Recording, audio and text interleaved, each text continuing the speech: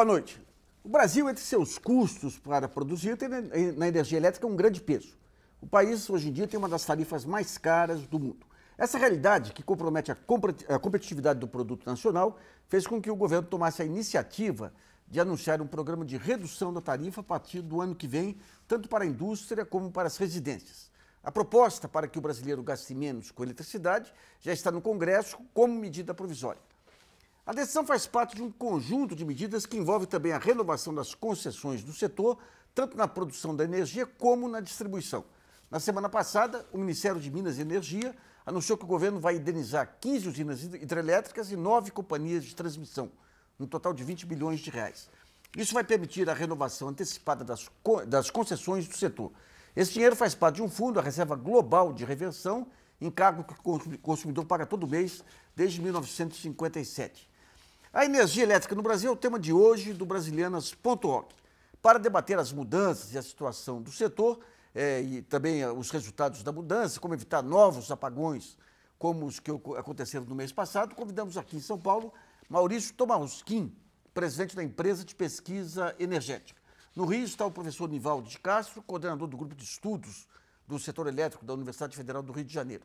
E em Brasília, o nosso convidado é o presidente da Associação Brasileira de Distribuidores de Energia Elétrica, Nelson Fonseca Leite.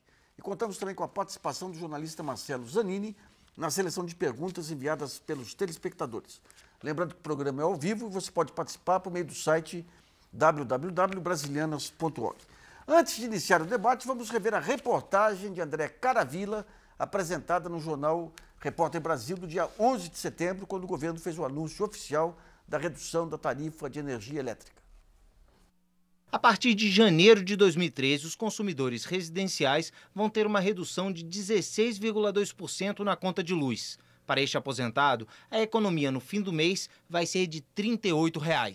Em um ano, isso já passa a dar para fazer um ganho que eu possa aproveitar em alguma outra coisa. Nas indústrias, a queda no custo de energia vai variar de 19,7% a 28%, dependendo do tipo de tensão usada. Para esta empresária, dona de 5 fábricas de alimentos, a redução na conta pode chegar a R$ 150 mil. Ainda assim, ela reclamou.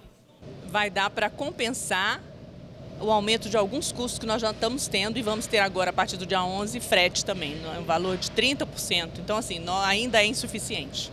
Para fazer com que empresas e consumidores paguem menos, o governo teve que abrir mão de 2 tributos que incidem sobre as tarifas e reduzir um terceiro encargo, a Conta de Desenvolvimento Energético. É ela que financia programas sociais como Luz para Todos. Para manter esses programas, o Tesouro Nacional vai injetar 3 bilhões e 300 milhões de reais por ano com créditos do próprio setor elétrico. O governo também anunciou que vai renovar as concessões de energia que vencem em 2015. E para garantir tarifas mais baixas, vai determinar que as concessionárias não cobrem pela construção de hidrelétricas que estão prontas e 100% pagas. Todos os ativos dessas concessionárias estão amortizados. Se estão amortizados, os preços dos serviços que eles prestam têm que ser bem mais baixos.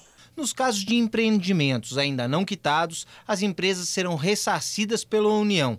O governo já separou 20 bilhões para pagar essas indenizações. No anúncio do pacote para o setor elétrico, a presidenta Dilma Rousseff afirmou que a redução das tarifas de energia vai estimular toda a economia. Vai reduzir o custo das mercadorias, melhorar a participação do país na disputa internacional por mercados, criar mais empregos, reduzir a inflação e estimular maior crescimento. Bom, esse é um tema quente aqui. Nessa primeira parte do programa, vamos discutir esse novo modelo do setor de energia elétrica no Brasil. Como vem implantado desde 2003, o que mudou aí na geração e distribuição de energia. Vamos falar também das implicações legais para o novo modelo. Eu começo com o Tomauskin. Tomauskin, só para entender direitinho, tem um conjunto de isenções que vão ocorrer, que tem efeito já a partir de janeiro do ano que vem. E tem essa questão da geração, que o efeito é um pouco mais a médio prazo. Como que é o cronograma aí e os fatores de redução nesse período? Então, a partir do ano que vem, o consumidor já vai perceber na sua conta de luz a redução da tarifa. essa redução da tarifa vem de dois fatores. O primeiro fator é a redução dos encargos. Encargos é uma série de taxas que o consumidor pagava na conta de luz para financiar questões importantes do ponto de vista social, programa Luz para Todos, baixa renda, uma série de medidas e que agora vão ser financiadas com o aporte que a Fazenda está fazendo. Outra parte da redução é devido ao fato do Brasil ter usinas hidrelétricas. E usinas hidrelétricas é algo maravilhoso na CIF. Por quê? Porque ela tem um custo muito grande para ser construída. Mas para operar e manter, o custo é muito baixinho. E o que acontece? Muitas dessas hidrelétricas já foram construídas há muito tempo atrás, já estão amortizadas, ou seja, aquele investimento que foi necessário para construir elas já estão pagos e, portanto, agora elas podem gerar energia a um custo muito barato. E o que nós estamos fazendo com essa medida é passando para o consumidor brasileiro o benefício de ter essas hidrelétricas com custo barato. Bom, só para entender um pouquinho. A gente tinha, no tempo que o mercado era mais regulado, você tinha aquela conta de reversão que equivalia a essa depreciação, né? Que você podia jogar na conta da energia elétrica. Com a desregulamentação, quer dizer, você tem, é um preço de mercado, tanto para contratos quanto para esse mercado livre. Então, você, mesmo com a usina depreciada, o preço de mercado era o mesmo. Perfeito. Quer dizer, mesmo a usina, hoje, já tendo seu investimento amortizado e, portanto, o custo dela é só o custo de operação, ela pode vender a energia no mercado pelo preço de mercado. E agora vocês estão mudando o modelo de... Quer dizer, para essas novas usinas, aliás, para as velhas usinas... para as velhas usinas. Quer dizer, então, por exemplo, se para mim gerar e operar aquela usina me custa, por exemplo, R$ 25,00 por megawatt-hora, incluído aí todos os impostos, taxas e ainda um lucro que eu tenho, eu vou receber esse valor, eu não vou receber mais R$ 100, como eventualmente eu estava recebendo ao vender pelo preço de mercado. Tá. Só para a gente completar essa rodada agora, se for pegar as usinas, o cronograma de vencimento aí dessas usinas, qual o percentual que vence a cada ano de geração de energia? Agora nós estamos trabalhando com as usinas que vencem a concessão nos anos de 2015, 2016 e 2017. Tá. O que o governo está fazendo é antecipando essa negociação para 2013, para o consumidor, a partir do ano que vem, poder já se beneficiar da redução da tarifa. A redução já vai ser sobre esse conjunto total? Já vai ser sobre esse conjunto e a partir de 2013. A gente está antecipando, por quê? Porque o Brasil necessita, para crescer, de aumentar a produtividade. Não tem jeito. E aumentar a produtividade significa aumentar a capacitação da mão de obra e reduzir custos. Reduzir custos é desonerar a folha de trabalho das empresas, que já está sendo feito, e reduzir o custo da energia. Tá. Vamos ao Rio de Janeiro com o professor Nivaldo de Castro. Professor, é aquele velho dilema que se tem em todo o setor empresarial entre a necessidade de ter um insumo de baixo custo e a necessidade de investimentos no setor. Na sua opinião, esse novo modelo pode compatibilizar essas duas prioridades ou pode afetar a capacidade de investimento do setor? Nós acreditamos que sim, porque na realidade o que o governo está mexendo vamos chamar assim, nas usinas velhas, na energia velha, que como o professor Tomás Kim bem colocou, essas usinas já foram amortizadas, ou seja, o custo para a construção dessas usinas já foi feito e já foi pago por toda a sociedade brasileira lá todo mês, pagando a sua conta de luz. Então, 20% da capacidade instalada brasileira de hoje, passa a custar muito menos. É como se eu comprasse um apartamento e durante o prazo de financiamento do apartamento, eu estou pagando lá o financiamento. Acabou o financiamento, eu praticamente vou pagar o condomínio do apartamento.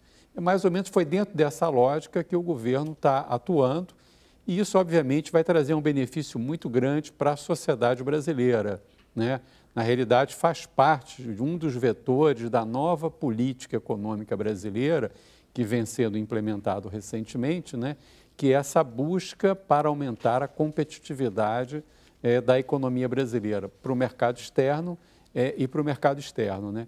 Um problema que se coloca, e que isso possivelmente tem que ser analisado, né, é que as empresas que vão agora ser responsáveis somente pela operação e manutenção dessas usinas, elas não vão vender a energia gerada, como o professor Tolmasquim bem alertou anteriormente, elas vão ser responsáveis somente pela operação e manutenção dessas usinas e de 75% das linhas de transmissão do Sistema Integrado Nacional. Então, é muita responsabilidade para essas usinas, né? O que possivelmente essas empresas estão argumentando, e com uma certa razão, é a responsabilidade frente a estes ativos que não são mais de propriedade delas, elas estarem recebendo uma tarifa somente por operação e manutenção muito baixa. Quer dizer, não houve espaço para algum tipo de reserva, algum tipo de patrimônio líquido blindado para que elas possam ficar responsáveis por algumas eventualidades, tipo modernização, algum tipo de manutenção, troca de equipamento, etc. Então, isso talvez que estejam levando essas empresas a ficarem um pouco preocupadas. Tá. E na nossa avaliação, talvez agora no Congresso Nacional, que nós vamos ter um mês para discutir a medida provisória lá no Congresso Nacional, talvez algum tipo de ajuste possa vir a ser feito. Bom, antes de ir para Brasília com o Nelson Fonseca, eu queria ver o Tolmasquim. E outro ponto também, Tolmasquim, se a gente pegar usina por usina, obviamente já foi amortizada, então você pode jogar um custo menor. Mas a CEMIG, por exemplo, alega que a rentabilidade que ela obtém, e outras empresas, até do grupo Eletrobras, que aquela rentabilidade que tem em usina velha é que permite investir em usina nova. Então, como é que você equacionaria isso? Tá. Primeiro, tranquilizar o professor Nivaldi que no valor que foi dado de tarifa, tem um valor para financiar, para custear operação e manutenção, e tem também uma parcela de lucro, ou seja, as empresas vão receber um lucro por esse trabalho, essa prestação de serviço de operar e manter.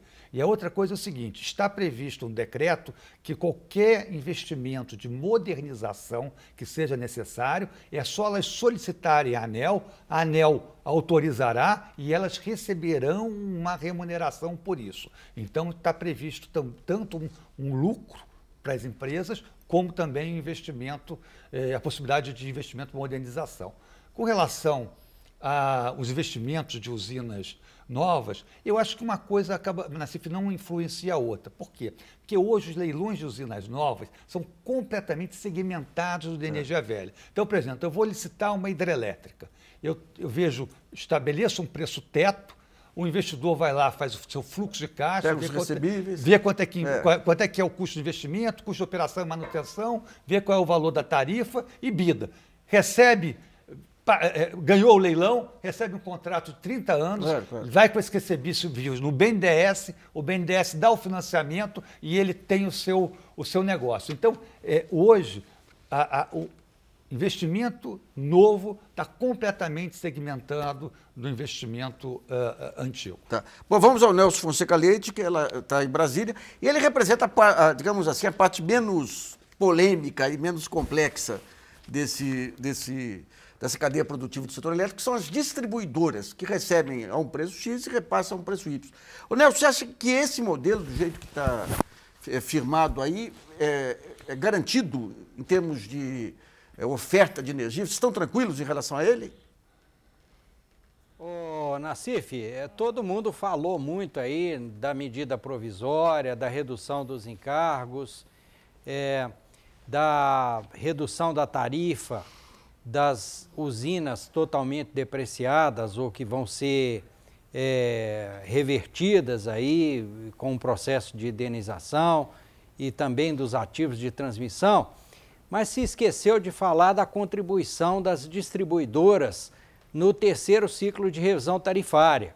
As distribuidoras estão passando agora, desde o ano passado, pelo terceiro ciclo de revisão tarifária e já deram uma só cota de contribuição bastante significativa para a redução das tarifas para os consumidores. antes do terceiro ciclo de revisão tarifária, nós fizemos um estudo mostrando que 45% do que o consumidor brasileiro paga vai para encargos e tributos, ou seja, de cada R$100 que o consumidor paga, R$45 vão para tributos e encargos. E agora, com o terceiro ciclo de revisão tarifária, houve uma diminuição significativa da parcela que cabe às distribuidoras. A tarifa média brasileira sofreu uma redução de R$17 como contribuição das distribuidoras. Nos efeitos da medida provisória 579, nós percebemos uma contribuição da área de geração de R$17, uma contribuição dos encargos de R$21 e uma contribuição da transmissão de R$11.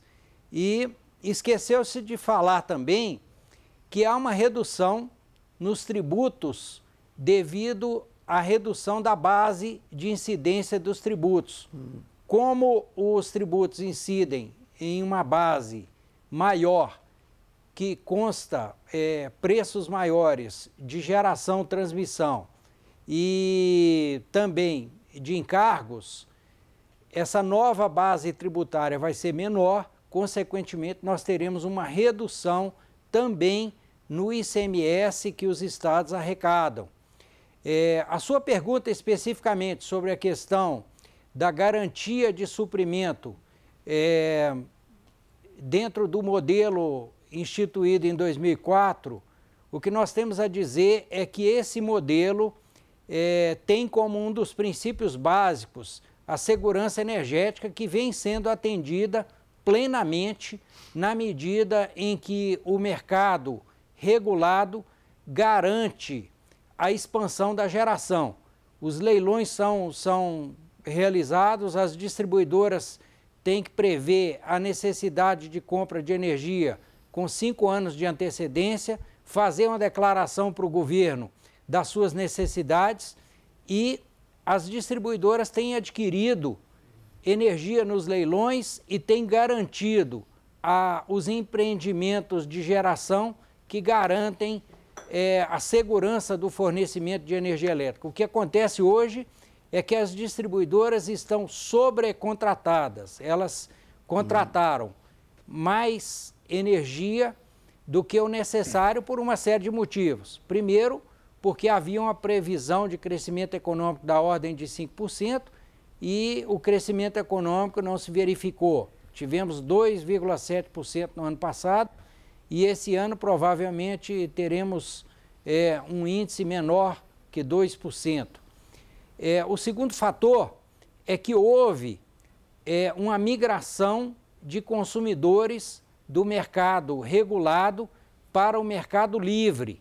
Nos últimos anos, devido ao desconto na tarifa de uso do sistema de distribuição para os consumidores que migrarem para fontes incentivadas, que são eólica, biomassa e PCH, esses consumidores têm 50% de desconto na tarifa de uso do sistema de distribuição. Delcio, isso levou...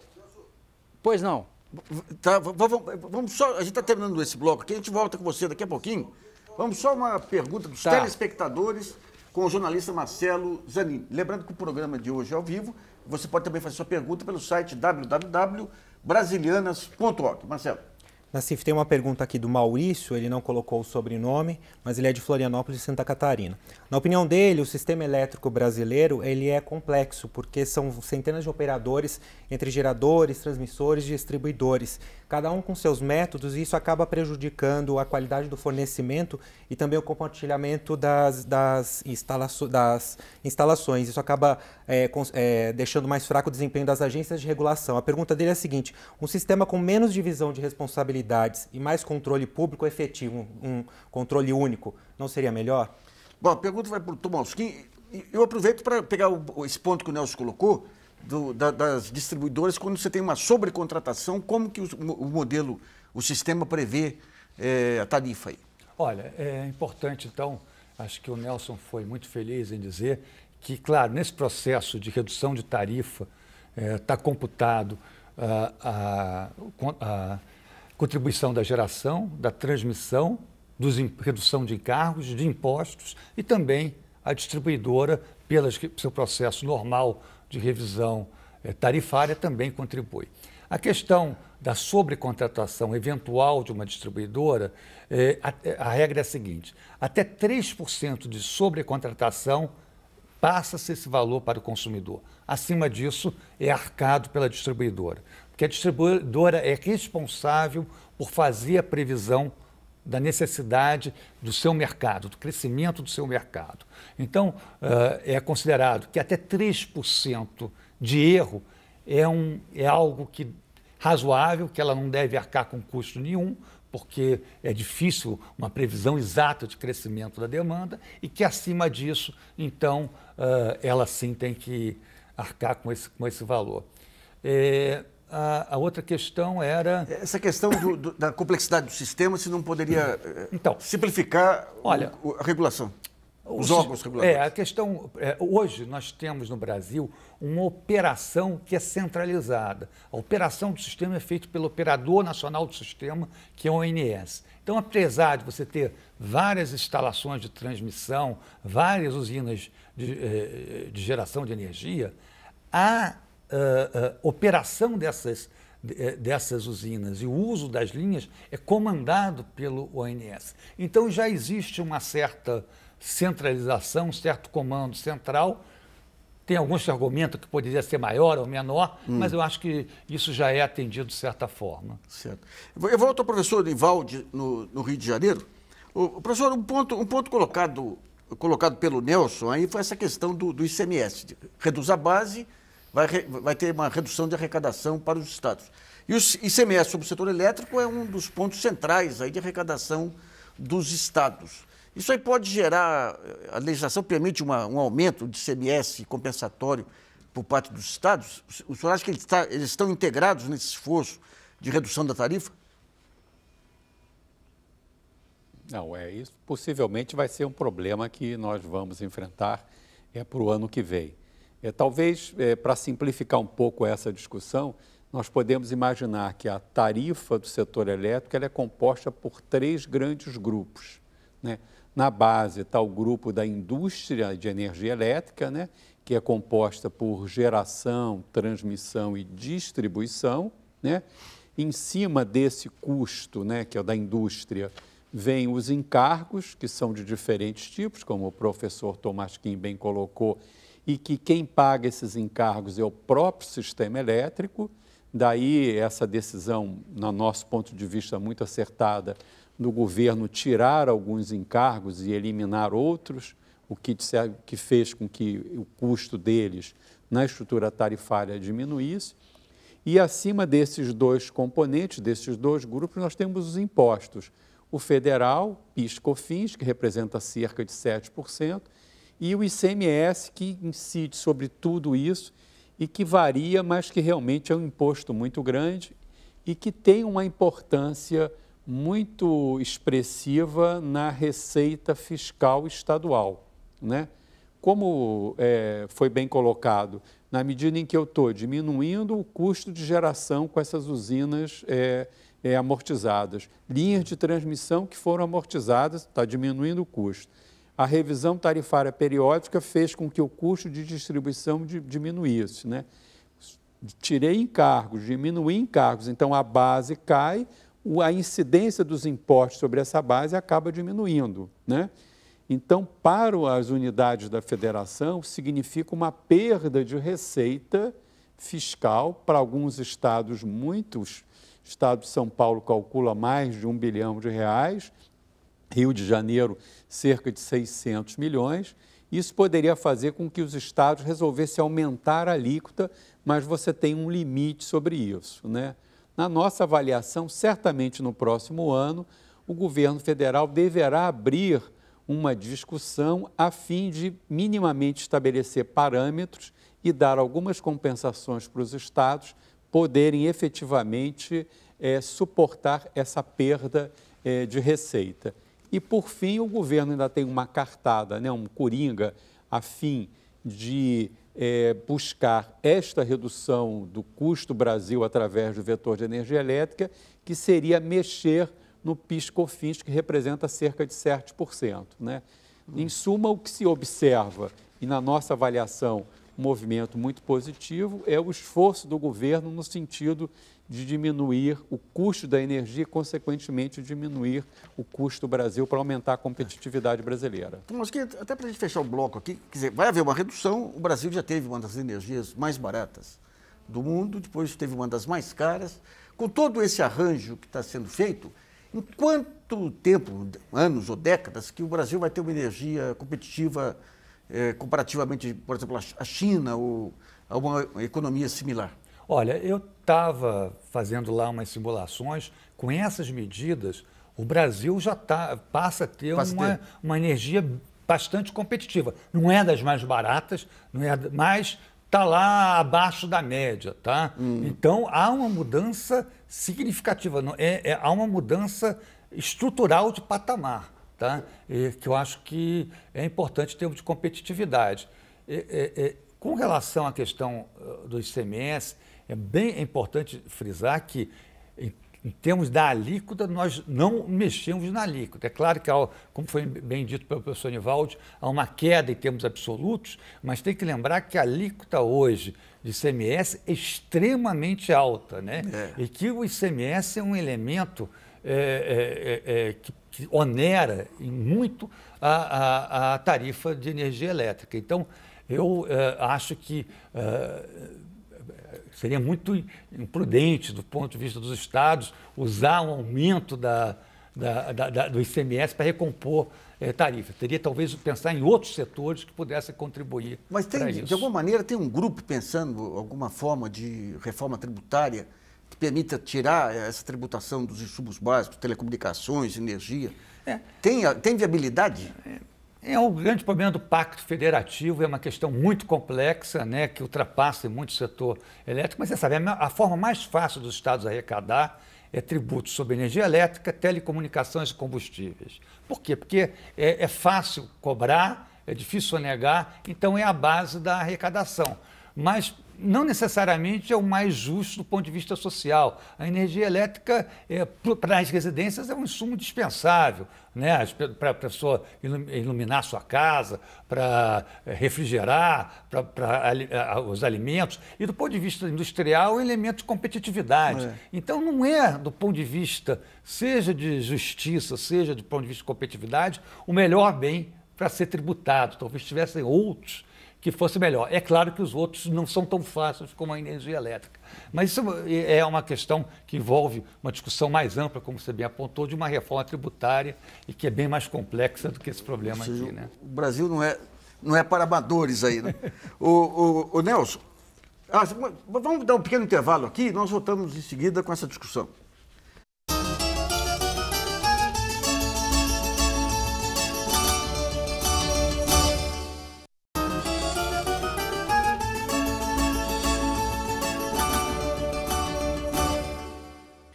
Bom, voltamos com Brasilianas.org, que hoje debate a energia elétrica no Brasil. Aqui em São Paulo, nosso convidado é Maurício Tomasquim, presidente da empresa de pesquisa energética.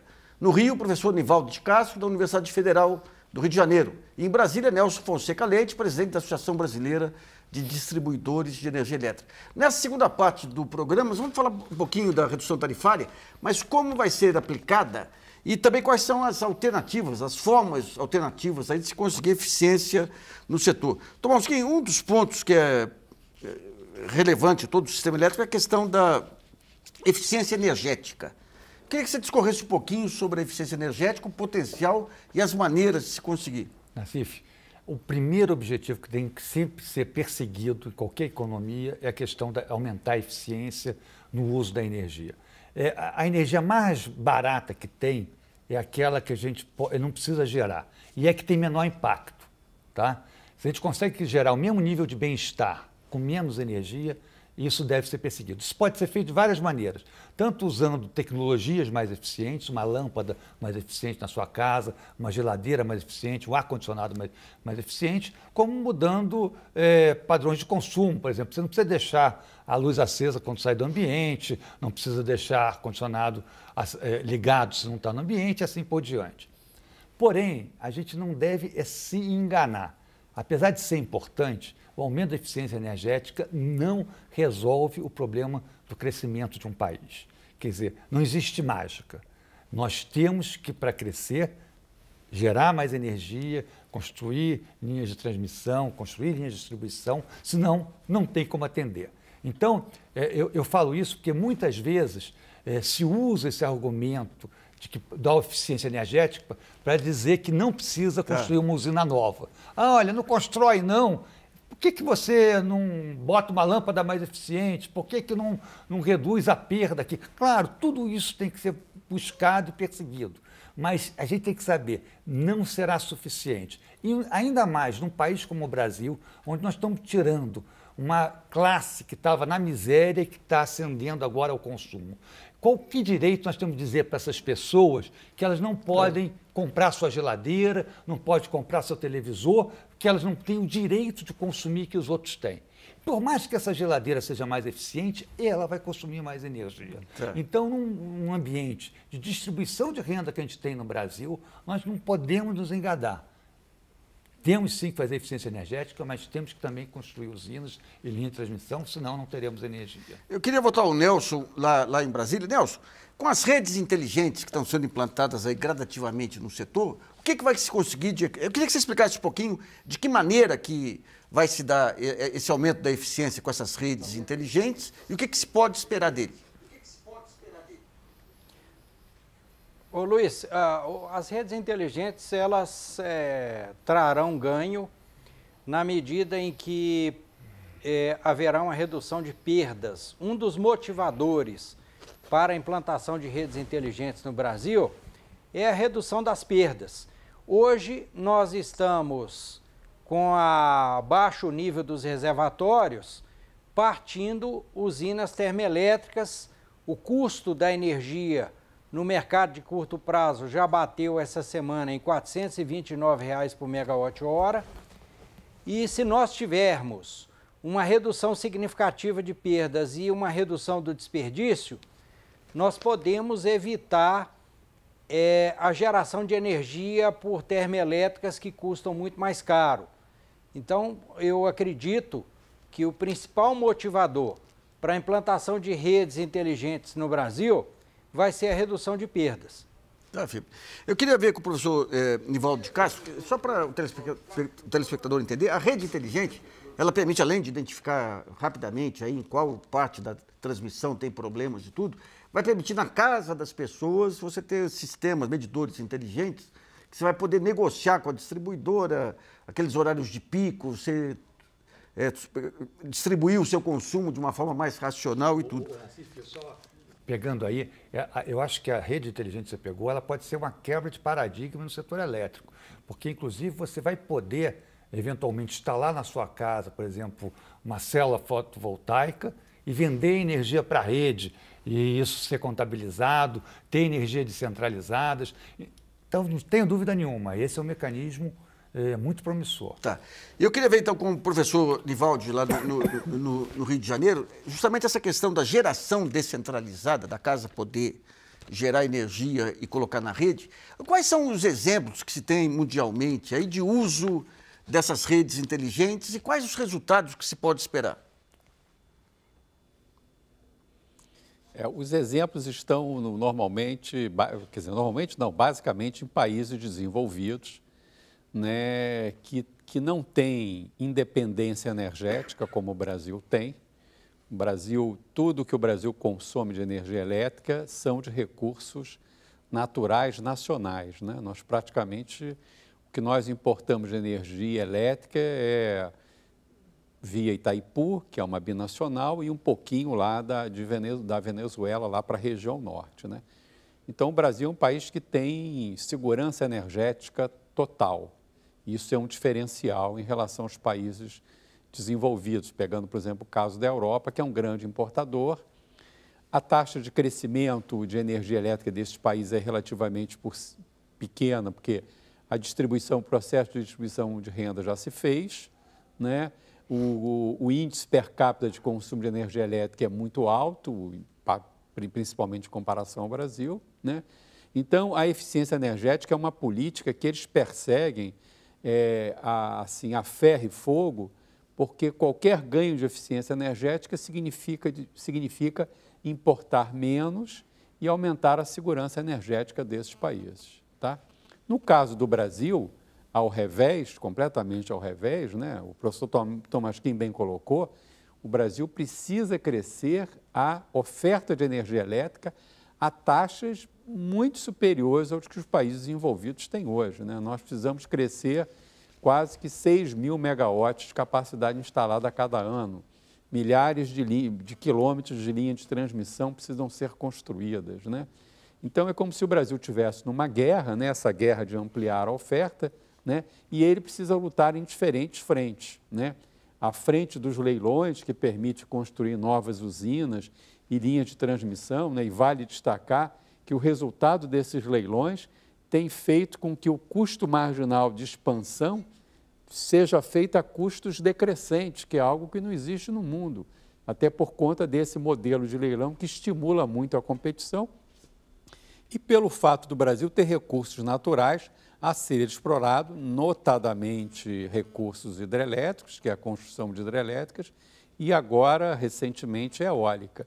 Então, a questão da eficiência energética realmente é uma outra linha, né? Uma outra batalha que a gente está sendo feito na guerra, mas ela não é tão prioritária como é nos países desenvolvidos. Para vocês terem uma ideia, no caso da Alemanha, eu agora estive recentemente na Alemanha, né, você sobrevoando de avião lá em cidades, você vê telhados e mais telhados de células fotovoltaicas, né? Quem constrói uma célula fotovoltaica dessa vende energia para a distribuidora a 300 euros o megawatt. Ora, 300 euros o megawatt dá mais de R$800, quer dizer, é um preço caríssimo. Por que eles fazem isso? Primeiro, porque são ricos, né? Eles podem pagar isso lá dentro do país via tarifa. E segundo, eles buscam a independência energética, né? Buscam ampliar a segurança energética deles, coisa que o Brasil não precisa. Então, o modelo de política de eficiência energética brasileira tem que ser totalmente diferente desses países, né? Nós não temos que dar subsídios, né, para gerar energia renovável, né, porque nós temos mecanismos muito mais competitivos. O que nós precisamos, e eu concordo plenamente com essa visão de que o Smart Grid, a rede inteligente, vai mudar radicalmente, né, a própria dinâmica do setor elétrico brasileiro, é introduzir inovações tecnológicas na geração distribuída, notadamente, né, em que permite não só reduzir a perda, mas aumentar a eficiência do consumo de energia elétrica brasileiro. E com isso nós possivelmente vamos vencer essa guerra, a guerra de ter um equilíbrio dinâmico entre oferta e demanda de energia elétrica, aproveitando todo o potencial energético que o Brasil tem, notadamente hidrelétrica e eólica, né? E investindo em tecnologia inovações que permitem ganhos de eficiência energética. Bom, vamos a uma pergunta dos telespectadores com o jornalista Marcelo Zanini. Lembrando que você pode fazer também perguntas pelo site www.brasilianas.org. Marcelo. Nassif, tem uma pergunta aqui do Antônio Augusto da Costa Carvalho, ele é de Cravinhos, aqui no interior de São Paulo. Ele afirma: todos só trabalham na ponta do aumento da produção, na ponta da redução do consumo ninguém fala. Se trabalhássemos esses dois esforços juntos, teríamos um superávit de energia que poderia ser vendido aos países que participarem dessa interligação energética, um dos assuntos aí da bola da vez. Ele pergunta se a gente não poderia comentar essa alternativa aqui. Eu acho que essa alternativa o Thomas aqui já colocou, mas essa questão da integração energética que eu queria então que você discorresse. Olha, a integração energética é algo positivo, né? A gente deve sempre estimular a cooperação com os vizinhos, porque existe um ganha-ganha nisso, né? Nós temos recursos diversificados, situações climáticas às vezes complementares. Então, a gente deve perseguir essa questão da integração. A gente hoje tem, com o Paraguai, Itaipu, que é uma binacional, a gente tem linhas de transmissão com a Argentina, estamos analisando a construção de usinas binacional com a Argentina, temos o gasoduto que traz gás da Bolívia, temos uma usina Guri, que a gente importa energia da Venezuela, e tem possibilidades de cooperação com o Peru, com outros países. Então, eu acho que a integração é algo sempre positivo, aproxima os países. Bom, nós vamos a mais um intervalo e voltamos já.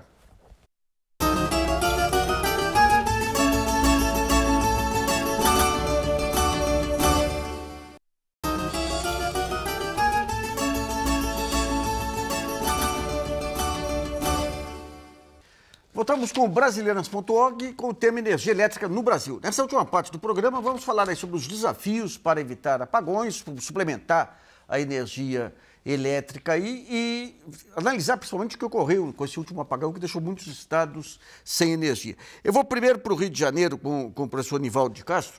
Professor, eu queria que explicasse rapidamente o modelo do setor elétrico, essa energia suplementar que entra quando tem carência de energia hidrelétrica, e quais são as alternativas mais competitivas pela experiência acumulada até agora? Na realidade, o Brasil tem um sistema elétrico, um dos mais eficientes do mundo, porque cerca de 90% da capacidade instalada geradora, do consumo de energia elétrica, vem da hidroeletricidade, que é a energia melhor, limpa, mais barata do mundo. Isso é uma grande vantagem. Mas, obviamente, a gente fica sujeito ao risco hidrológico. Então, é por isso que o sistema elétrico tem que ter de backup usinas termoelétricas para, no caso de ocorrer problemas nos reservatórios, de afluência de água dos rios, de não chover, você ter esse backup em funcionamento, como é o que está ocorrendo agora. Então, é um modelo que tem uma grande vantagem, renovável, limpa e barata, mas que tem um eventual problema, que é o que está acontecendo agora. Mas isso é perfeitamente administrado. O Brasil tem uma larga experiência, tem mais de 1.000 usinas hidrelétricas em funcionamento, e nós não vemos muito problema nisso aí. E agora, com a entrada de energia eólica, que vem se colocando como muito competitivo, o Brasil se aproveitou da crise europeia e várias indústrias estão instaladas no Brasil, o que abre um cenário de expansão da capacidade instalada brasileira, de se manter com uma matriz renovável e a custos muito baratos. E agora, com a redução de encargos, redução das concessões e redução de impostos, que a gente prevê isso para breve, vai manter a competitividade da indústria brasileira e da economia brasileira muito forte. Bom, eu vou agora ao Nelson Fonseca Leite, lá em Brasília, que é da BRAD, a Associação Brasileira de Distribuidores. Nelson, aqui em São Paulo a gente tem sentido, em algumas outras cidades, muitos apagões. Como que têm sido as estatísticas aí de desempenho das distribuidoras? E o que vocês têm feito na ponta para reduzir aí o número de apagões e o tempo de apagão? Nassif, na realidade, não existe sistema elétrico imune à ocorrência. Principalmente um sistema elétrico do tamanho do sistema brasileiro. A gente tem que lembrar que no sistema elétrico brasileiro, como as fontes de geração estão afastadas das cargas, nós temos aí longos trechos de transmissão e longas linhas de distribuição. Nos últimos 5 anos, nós agregamos aí mais de 1 milhão de quilômetros de redes de distribuição e redes aéreas que estão expostas a todo tipo de intempérie. Os fenômenos climáticos, por outro lado, estão se tornando cada vez mais intensos e cada vez mais frequentes, o que leva a um aumento da probabilidade de ocorrência de desligamento. Agora, o que as empresas têm que buscar é, havendo um desligamento, restabelecer a energia no menor tempo possível. Só que, por outro lado, o trânsito das cidades também está ficando tornando impossível essa tarefa de chegar rapidamente no local dos defeitos. Então aí entra aquela pergunta sua sobre a questão das redes inteligentes. Uma das atribuições das redes inteligentes é você conseguir fazer o chamado self-healing, que é você localizar o trecho defeituoso e isolar o trecho defeituoso, restabelecendo a parte sã do sistema. Isso aí, nós temos certeza que nos próximos 20 anos, o sistema elétrico brasileiro vai ser totalmente diferente desse sistema elétrico que nós conhecemos hoje. Tá, filho. Tobolsky, falando sobre isso, essa questão de você identificar o problema, isolar e tudo, como que eu queria que você explicasse um pouquinho tecnicamente o que aconteceu com esse último apagão e como que um sistema complexo como esse ele está sujeito aos chamados erros humanos. O que aconteceu é que a Taesa, que é uma concessionária de transmissão lá no Nordeste, um dos seus operários pegaram e fizeram uma mudança numa das proteções, na especificação de uma das proteções. E essa proteção não funcionou quando devia funcionar. E com isso houve esse desligamento que afetou todo o Nordeste. Então, nós temos notado que nos vários casos tem havido essa falha de proteção. O que o governo resolveu? O governo resolveu que a partir de agora vai ter grupos de vários técnicos de empresas diferentes que vão visitar as diferentes subestações com as suas experiências, focados em tratar nessa questão de proteção.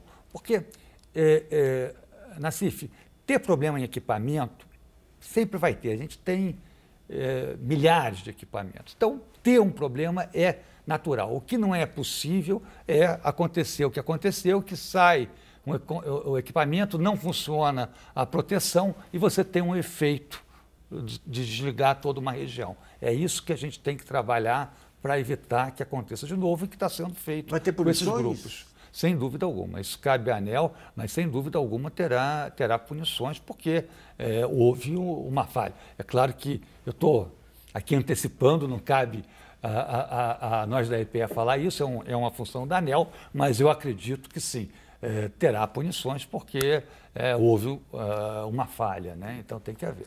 Bom, o jornalista Marcelo Zanini tem mais uma pergunta dos telespectadores. Marcelo. Tem bastante pergunta aqui, Nassif, sobre as centrais eólicas. E uma delas aqui é de campanha, Minas Gerais, é do Luiz Thiago Fernandes.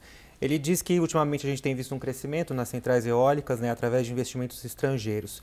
Mas ele queria saber quais são os investimentos do governo para o setor. Eu complementaria aí, Tomás, que em relação às termoelétricas que são poluentes, tem todos esses problemas, as eólicas têm potencial para substituir? Olha, a eólica pode complementar a hidrelétrica, mas não substituir totalmente as termoelétricas. Vamos explicar. Os ventos no Brasil sopram mais fortes quando a hidrologia é pior. Tá. E isso é fantástico. Quer dizer, quando você está com pior hidrologia, o vento sopra mais forte, e então uma complementa a outra. Além disso, o que acontece? Os reservatórios da hidrelétrica são uma espécie de bateria da eólica. Quando está ventando mais, eu acumulo água no reservatório da hidrelétrica. Quando não tem vento, eu uso aquela água estocada para gerar hidroeletricidade. Então, existe uma complementação entre a eólica e a hídrica. Mas, apesar dessa complementação, elas são duas fontes naturais. Então, você não pode contar que haja exatamente aquele vento na hora que não tem água. Então, você tem que ter, sim, térmicas de backup, de reserva, que como agora que você tem uma seca, você liga essa reserva, quer dizer, esse backup, para você não ter problema de ficar à mercê de São Pedro, de não ter a chuva e você faltar água para gerar eletricidade. Então, sim, a eólica ela é interessante para o nosso sistema, está tendo... não evita de total as térmicas, mas minora o uso das térmicas, e a gente tem no Brasil um exemplo para o mundo, né? Porque a gente está, enquanto no mundo se subsidia a eólica, no Brasil nós estamos fazendo leilões. Nesses leilões tem mais de 400 parques que participam desse leilão e graças a essa competição, hoje nós contratamos eólica a um preço muito competitivo, né, sem onerar o consumidor. E tem vindo muitas indústrias para o Brasil que estão fabricando os equipamentos no Brasil. Hoje a gente tem mais de 8 empresas fabricantes de equipamentos eólicos no Brasil que gera emprego no país. Então, é uma fonte muito interessante que está entrando. É claro, a gente não deve se iludir, ela sozinha não resolve tudo, mas ela tem um papel. Só uma curiosidade, o país que tem o maior percentual de eólica no mundo é a Dinamarca, tem 25% de eólica. E como é que a Dinamarca funciona? Ela é vizinha da Noruega, que é hídrico. A Noruega compra a energia eólica da Dinamarca de noite e vende a energia hídrica de manhã. O Brasil é tão grande que nós temos a Dinamarca e a Noruega dentro do Brasil. A gente tem a eólica e a hídrica. Então a gente faz essa mesma complementação e com sucesso grande. Bom, nós estamos chegando ao final. Eu queria com o Nelson aí fazer uma pergunta, uma resposta bem rapidinha para caber do tempo, Nelson. O Nelson, você falou que o Smart Grid, quer dizer, as redes inteligentes, em 20 anos vai mudar tudo aqui. Para acelerar esse processo, qual que é o estímulo que uma distribuidora tem para implantar uma rede inteligente? Estímulo em termos de ganhos de eficiência, de rapidez e em termos também de possibilidade de ser aceita na tarifa. Ô Luiz, ainda não está certo como as distribuidoras irão agregar valor com a implantação do Smart Grid. Cada distribuidora tem que fazer um plano de negócios, porque cada uma tem um motivador para isso. Aquelas distribuidoras que têm perdas muito elevadas, provavelmente irão agregar valor com a redução de perdas. As distribuidoras que precisam de aumentar a confiabilidade vão agregar valor, Nelson, com o aumento da confiabilidade. Nelson, infelizmente... Agora, tudo isso passa, Nelson, pelo reconhecimento dos investimentos. Tivemos um apagão no tempo aqui. O Brasilianas.org sobre energia elétrica termina aqui. Voltamos segunda-feira que vem. Uma boa noite, senhores.